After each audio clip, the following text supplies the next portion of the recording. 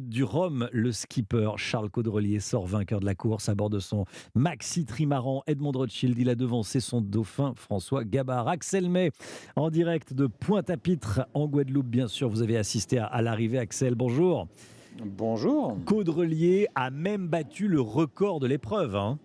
Oui, oui, il est passé sous la barre symbolique des 7 jours. 6 heures et 19, 6 jours et 19 heures contre 7 jours et 14 heures. Mais comme Charles Caudrelier l'a dit, hein, en franchissant la ligne, ce qui comptait, c'était d'arriver devant François Gabard, même avec une seconde d'avance. Alors son immense voilier, couleur bleu foncé, avec du blanc, du jaune, à 32 mètres de large, un mât de plus de 30 mètres, capable de naviguer à très grande vitesse, de voler au-dessus de l'eau, comme disent les marins, et là, à quai, devant mes yeux, à Pointe-à-Pitre. Et tout à l'heure, il y avait la foule pour accueillir le vainqueur. Écoutez ses premiers mots, lui qui n'avait à 48 ans jamais encore disputé la route du Rhum.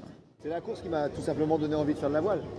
Donc c'est ces images de Laurent Bourgnon sur son flotteur tout seul à la barre, ça m'a inspiré et depuis ce jour-là, j'ai eu envie de faire cette course bien au-delà du Vendée Globe.